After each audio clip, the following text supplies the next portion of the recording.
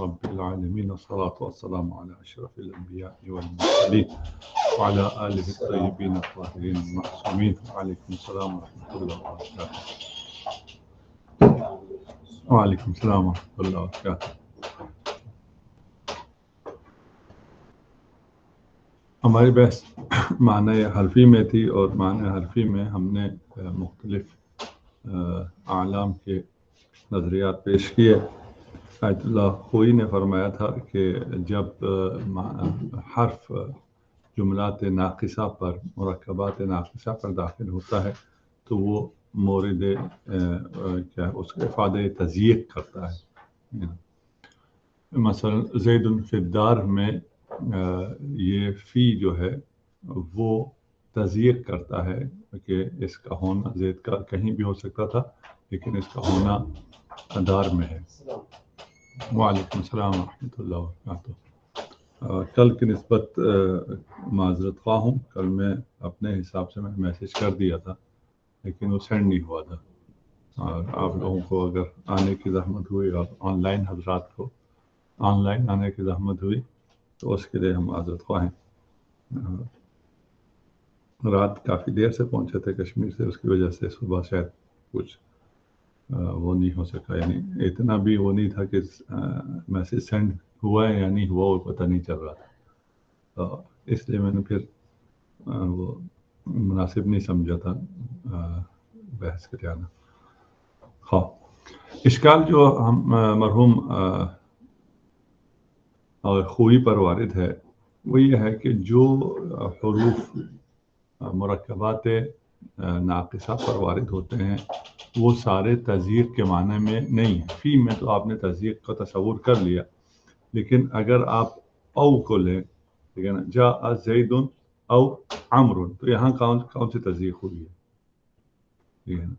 ام کو لیں, ماں کو لیں, بہت سے ایسے حروف ہیں جہاں تضییق کا تصور نہیں آتا ہے.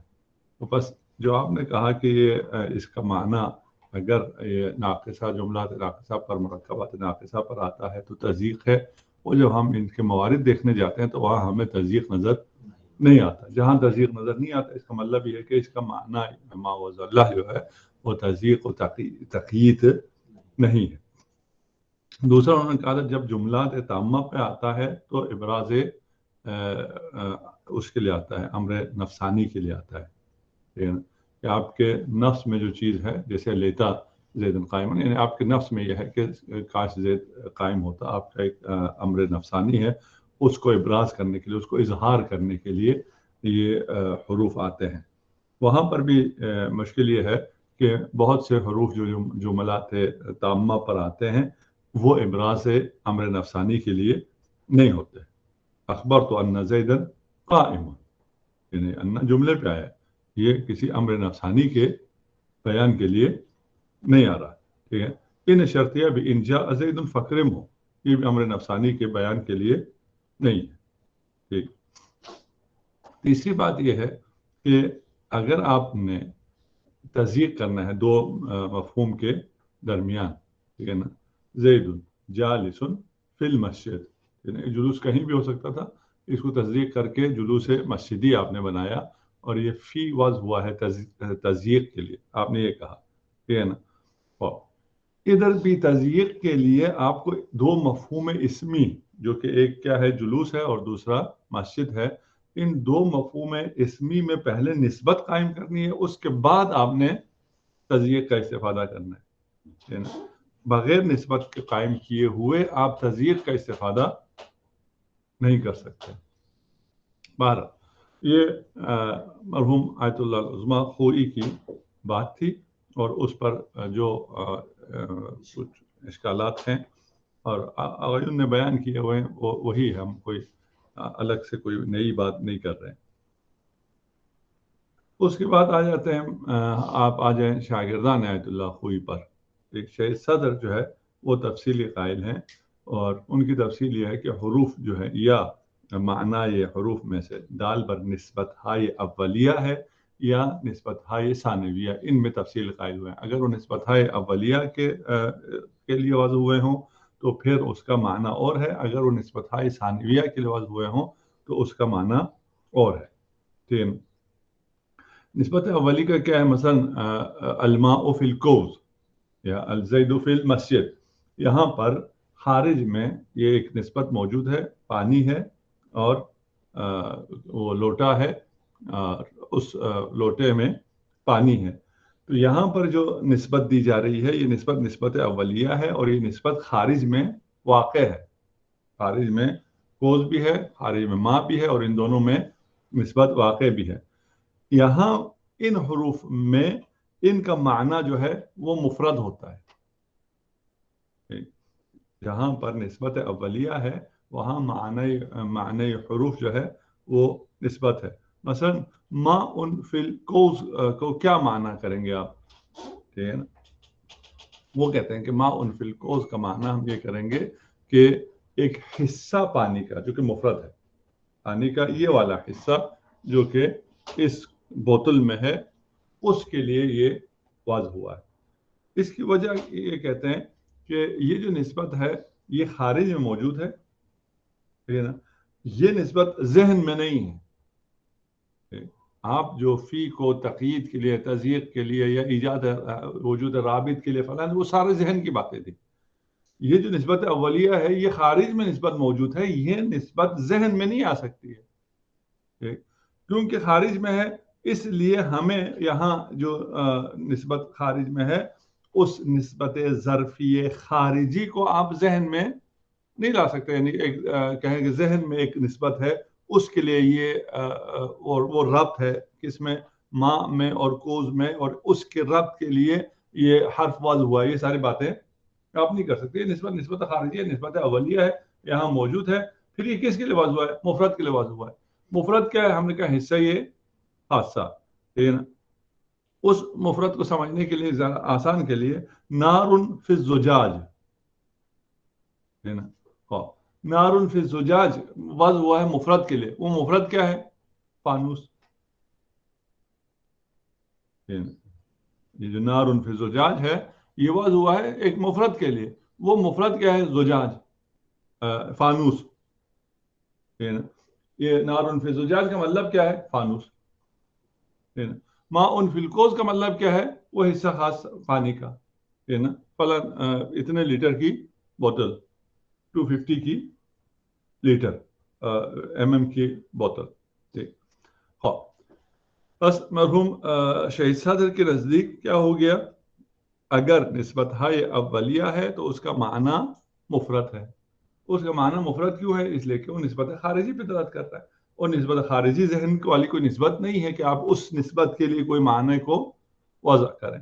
اس میں جو معنی خارجی کی بات ہے نا، اس میں حرف کا معنی مفرد قرار دے رہا ہے. حرف کا پورے سینٹینس کو مفرد بنا ہے. وہی اس حرف کا معنی کیا ہے؟ اس حرف کا معنی باقی لوگوں نے کہا تضییق ہے، کسی نے کہا نسبت ہے، کسی نے کہا وجود رابط ہے، فلان ہے. تو یہ کہتے ہیں یہ جو ہے یہ اس کا معنی مفرد ہے. اس کا معنی مفرد کیا ہے؟ یہ اپنے پورے اس کو لے کر ایک مفرد معنی دے گا. نار فی الزجاج کا معنی جو ہے وہ ایک مفرد معنی پہ دلالت کرے گا. وہ مفرد معنی کیا ہے؟ فانوس. ٹھیک ہے نا. ما ان فی الکوز بھی ایک مفرد معنی پہ دلالت کرے گا. وہ مفرد معنی کیا ہے؟ یہ حصے خاصے، یہ ماں. ٹھیک ہے نا. آپ کا اشکال یہ ہے کہ یہ تو فی کا معنی نہیں ہوا، یہ غیر کا معنی ہوا. ما دل علی معنی فی غیرہ، حرف کہتے ہیں اس کو ہے. ٹھیک ہے نا. یہ تو کوئی اشکال نہ ہوا نا. ٹھیک ہے کہ بھائی یہ تو فی کا اپنا معنی نہیں ہوا، یہ فی نے کسی اور میں معنی ایجاد کیا، کوئی مسئلہ نہیں. نسبت ہے اولیہ میں وہ اور معنی جو ایجاد کرتا ہے وہ معنی مفرد ہوتا ہے. وہ معنی مفرد یہ ہو کہ آپ کو یہ دے دیا. ٹھیک. لیکن جہاں پر نسبت ہے اولی نہیں ہے، وہ نسبت ہے ثانوی ہے. ٹھیک ہے. وہاں پر کیونکہ خارج میں کوئی نسبت نہیں ہے. نسبت ہے اولیہ میں خارج میں نسبت تھی. نسبت ہے ثانویہ میں کیا ہو رہا ہے؟ مثلا حل استفہامیہ ہے یا بل اضرابیہ ہے. آپ نے کہا جاء زید بل عمرو. یہاں پر کیا ہو رہا ہوتا ہے؟ یہاں پر جو واقع نسبت، آپ ایک نسبت کو وضع کر رہے ہوتے ہیں، جعل کر رہے ہوتے ہیں، ایجاد کر رہے ہوتے ہیں. آپ اپنے نفس میں ایک نسبت بنا رہے ہوتے ہیں.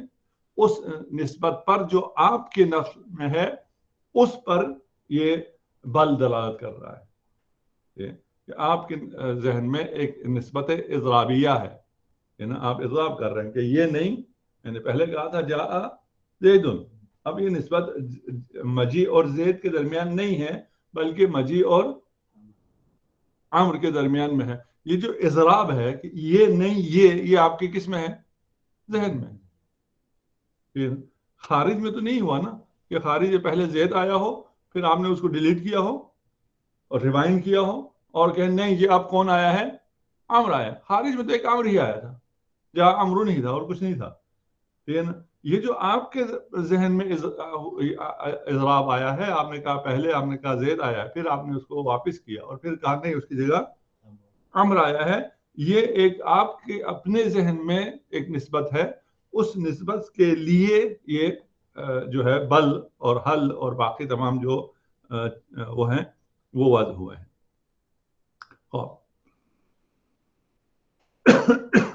اچھا، یہ ابھی تک جو تفصیل آ گئی شہید صدر کی طرف سے، اس کے جواب میں یہ ہے کہ جب ہم نار فی الزجاج کو سنتے ہیں تو ہمارے ذہن میں مفرد نہیں آتا ہے نا، اس کا مصداق مفرد ہو جائے وہ ایک الگ مسئلہ ہے۔ آپ نے مثلا نار فی الزجاج کا مصداق کہا، وہ فانوس اوپر مسجد میں لگا ہوا ہے، اس کو کہتے ہیں نار فی الزجاج، ٹھیک ہے نا۔ لیکن وہ بھی جب آپ نار فی الزجاج کہتے ہیں تو پھر نار بھی آتا ہے، زجاج بھی آتا ہے، ان میں نسبت بھی آتی ہے، اس کے نتیجے میں اس کا مصداق ایک مفرد بنتا ہے، اس کا معنی مفرد نہیں ہے نا۔ ابھی ہم معنی کی بات کر رہے ہیں، مصداق کی بات تو نہیں کر رہے، ٹھیک۔ تو بس ادھر جو آپ نے نسبت ہے اولیہ میں کہا کہ اس کا معنی کیا ہے؟ مفرد ہے، یہ بات صحیح نہیں ہے۔ دوسرا آپ نے کیوں کہا تھا اس کا معنی مفرد ہے؟ آپ نے کہا تھا کہ یہ جو خارج میں ہے، نار فی زجاج خارج میں ہے، اور نار اور زجاج میں ایک نسبت خارجی ہے، یہ نسبت جو ہے ذہن میں نہیں ہو سکتی اور ذہنی کوئی نسبت اس کی حاکی نہیں ہو سکتی ہے، بے خلاف جاء زید بل عمر۔ یہاں جو نسبت ہے، نسبت اضرابیہ، یہ کہاں ہے؟ ذہن میں ہے نا۔ یہ جو ذہن میں نسبت ہے یہ حاکی ہے خارج سے۔ خارج میں جو ایک آ رہا تھا، آپ کو وہ زید عمر لگا تھا، زید لگا تھا، آپ نے کہا نہیں یہ زید نہیں ہے اب بلکہ عمر ہے، اس کی حکایت کر رہا ہے، لیکن یہ آپ کے ذہن میں نسبت ہے، نسبت جو نسبت اضراب ہے وہ آپ کے ذہن میں۔ یہ زید نار فی الزجاج جو خارج میں ہے وہ آپ کے ذہن میں تو کچھ بھی نہیں، صرفاً خارج میں ہے نا، آپ کے ذہن میں کوئی نسبت نہیں ہے، ٹھیک ہے نا۔ اور اگر آپ کے ذہن میں کوئی نسبت ہوگی تو وہ اس نسبت خارجی کو حکایت نہیں کرے گی، وہ آپ کے اپنے ذہن میں آپ نے کچھ اور تخیل کیا ہے، یہاں تو واضح ہے۔ اس کے جواب میں یہ کہا جا سکتا ہے کہ ٹھیک ہے کہ ہمارے ذہن میں جو تصور ہے اور جو نسبت ہے وہ اور ہوتی ہے، خارج میں جو نسبت ہے وہ اور ہوتی ہے۔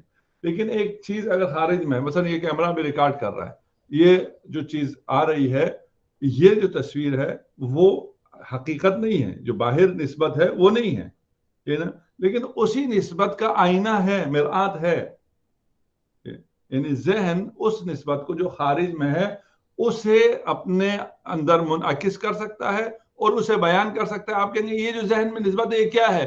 ہم کہیں گے یہ وہی نسبت ہے جو خارج میں ہے، ٹھیک ہے نا۔ تو یہ پھر اس کا کیا ہے؟ یہ اس کا شواہ ہے، اس نسبت کی شواہ ہے۔ یہ جو ہم نسبت دے رہے ہیں ذہنی، آپ اگر کہیں یہ کوئی الگ سے نسبت ہے، نہیں، یہ الگ سے کوئی نسبت نہیں ہے، یہ وہی نسبت خارجیہ کا بیان ہے، واضح ہے۔ ہاں، اچھا، جو اس میں انہوں نے کیا کہا تھا؟ نسبت ثانویہ میں کہا نسبت ثانویہ جو آپ کے ذہن میں ہے، وہ جو آپ ایجاد کر رہے ہیں اس نسبت پر دلالت کرتی ہے نا۔ بس وہ نسبت ذہنی ہے، اور یہ اس نسبت ذہنی پر بل اضرابیہ نے آ کے دلالت کر لی، ٹھیک ہے نا۔ لیتا زیدن قائم، یہ آپ کے ذہن میں ایک نسبت ہے، ایک تمنا ہے، نا یہ اس ذہن میں موجود نسبت پر، اس ذہن میں موجود تمنا پر دلالت کرتی ہے یہ لیتا زیدن قائمون.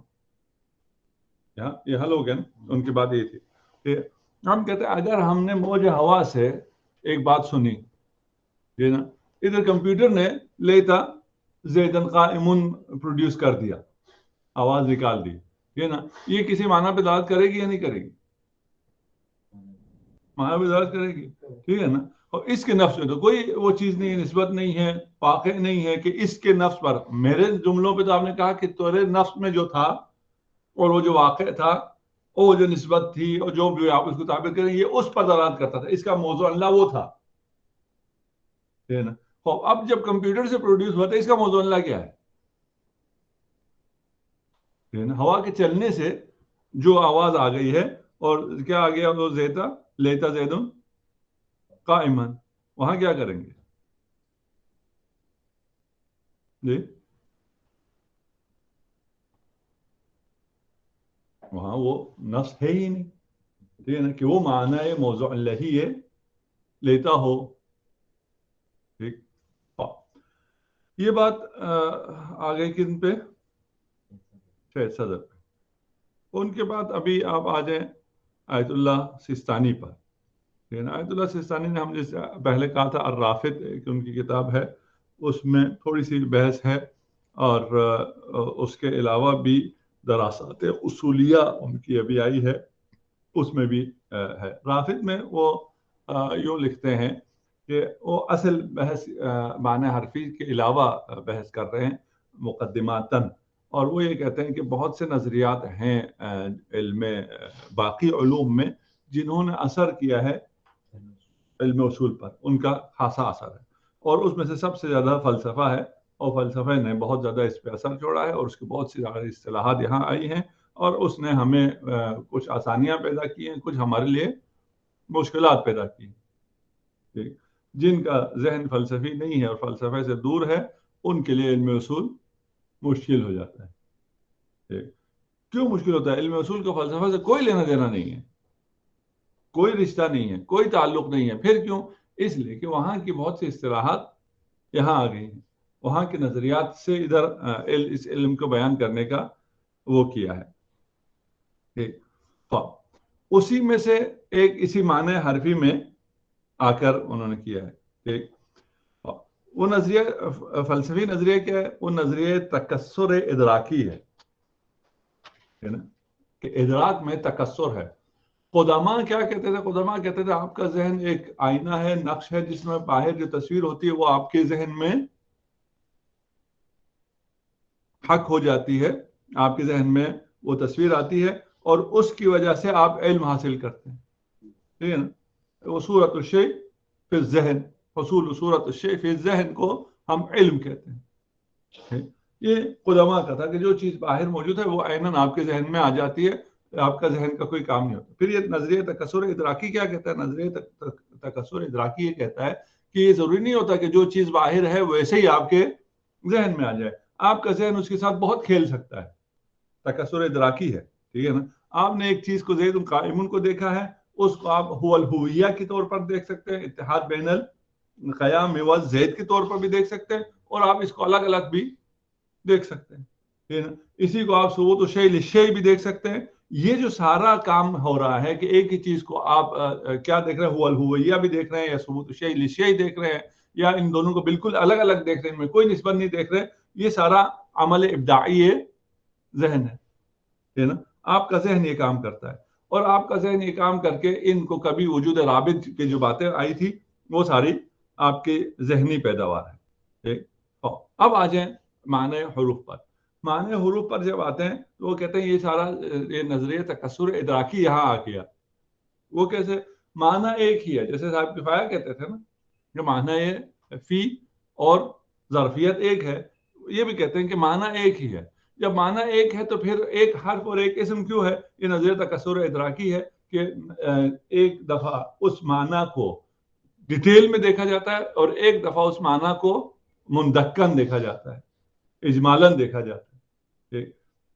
اس کی اگر اس سے الگ مثال دیں حرف سے، ایک دفعہ آپ دیکھتے ہیں इजमालन तो आप कहते हैं हाजा इंसान, उसी इंसान को खारिज में एक ही चीज़ है, जहन देखता है और उस जहन को जो नज़र तकस्सुर इदराकी के ज़रिए वो मुख्तलिफ देखता है, तफसील से देखता है, तो क्या कहता है, हाजा हैवानुन नातिक, है एक ही चीज़, है ना।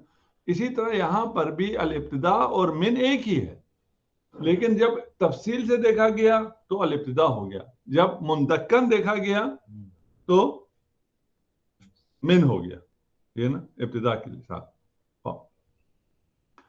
यहाँ बस ये थोड़ा सा मुशाबे हो गया साहिब किफ़ाया कौल के साथ। साहिब किफ़ाया कौल में हमने एतराज़ ये किया था, हमने कहा था कि आपने कहा कि यहाँ पर लिहाज इस्तिक़लाली है, आली है, लिहाज इस्तिक़लाली आली वाज़े, क्या पता ये आली क्या होता है, इस्तिक़लाली क्या होता है, ये तो आपसे पढ़ने के बाद और फिर फ़लसफ़ा आने के बाद और फलान के बाद ये सब हुआ है। उस ज़माने के लोगों को नहीं पता था कि आज सिस्तानी कहते हैं हम लिहाज आली और इस्तिक़लाली नहीं कहते, हम इजमाल और तफसील कहते हैं। इजमाल और तफसील तो शुरू से पता था ना सबको, है ना। अगर उसने वाज़ करते हुए तफसीलन किया है तो क्या हो जाएगा, इसमें होगा। अगर इजमालन किया है तो हरफी माने हरफी हो गया, ठीक हो गया। और अब वो जो आप साहिब किफ़ाया पे एतराज़ करते थे, वो एतराज़ अब सिसानी पे नहीं आएगा। आपने साहिब किफ़ाया पे क्या एतराज़ करते थे, अगर ये दोनों एक माना में है तो एक जगह एक दूसरे की जगह इस्तेमाल क्यों नहीं होता है, ठीक है ना। ज़ैदुन फिद्दार को ज़ैदुन दाखिलुद्दार क्यों नहीं कहा जा सकता, ठीक है ना। और अगर कहा जाए तो ये सही है, ये सही नहीं है, ठीक है ना। ज़ैदुन दाखिलुद्दार कहा जा सकता है, लेकिन ज़ैदुन फिद्दार ये दोनों कहा जाता है बहुत सी जगहों पे, ठीक है ना। अस्सलातु फिल मस्जिदी मस्जिदुल हराम अफज़लु मिन खारिजे, ठीक है ना। यहाँ पर अस्सलातु दाखिलल मस्जिदुल हराम नहीं कहा जा सकता फी की जगह, ठीक। ये क्यों नहीं हो सकता, वो कहेंगे ये नहीं हो सकने की बहुत वाज़ेह सी वो है, क्योंकि यहाँ तफसील देखा गया है, यहाँ पर इजमाल देखा गया। इस तफसील और इजमाल की वजह से ये दोनों एक दूसरे की जगह इस्तेमाल नहीं हो सकते। जहां आपने तफसील से बोलना है वहां आप हैवान नातिक कहेंगे, जहां आपने इजमालन बोलना है वहां आप इंसान बोलेंगे। आप क्या, अगर अच्छा ये दोनों एक ही माना है तो एक दूसरे की जगह इस्तेमाल क्यों नहीं हो सकते, इस्तेमाल नहीं हो सकते, एक तफसील के लिए एक इजमाल के लिए। इजमाल के जगह पे तफसील बोल के इजमाल हासिल नहीं होगा, इजमाल तफसील की जगह इजमाल बोल के तफसील हासिल नहीं होगा, ठीक। हाँ, दरासत उसूल में क्या कहते हैं, वहां के आप फरमाते हैं कि हरूफ जो हैं वो दो नौ के हैं, ठीक है ना। एक जैसे हरूफ जर है, ये क्या है, यहाँ पर ये मुंदक का लफ्ज़ इस्तेमाल किया उन्होंने, ये माने इसमी है, ठीक है ना, यानी दाखिल वही माने फी है, लेकिन ये मुंदमिज हुआ है और वो तफसीली है, ठीक। हाँ, अच्छा, उसके बाद आगे आप ये तो फी और मिन पे बात हो गई। लेता, जहां शायद सदर ने लेता को कहा था ये निस्बत सानवी है, इसका माना और है, फी को कहा था ये निस्बत अवली है, इसका माना और है। यहाँ ये कहते नहीं इन दोनों का माना एक है, मसला नहीं। इसमें क्या है, ये निस्बत सुदूरी तमन्नी है, लेकिन अगर निस्बत सुदूरी तमन्नी तफसीलन होगा तो अतमन्ना कहेंगे, माने इसमी, ठीक है ना।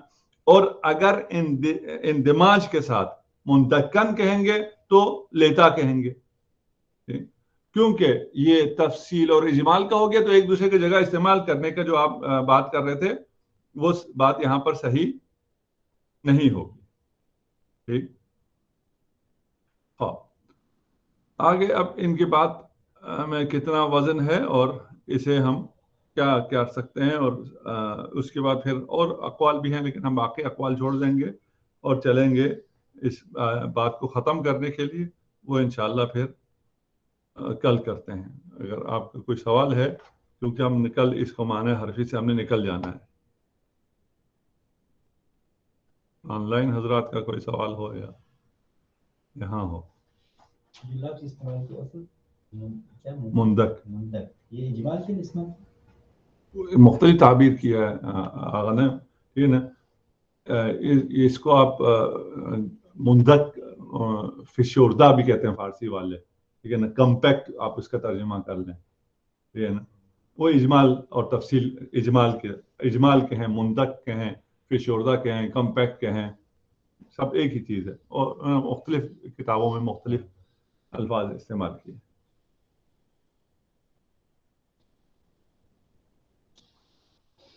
मुंदमिज के हैं, मुंदक के हैं।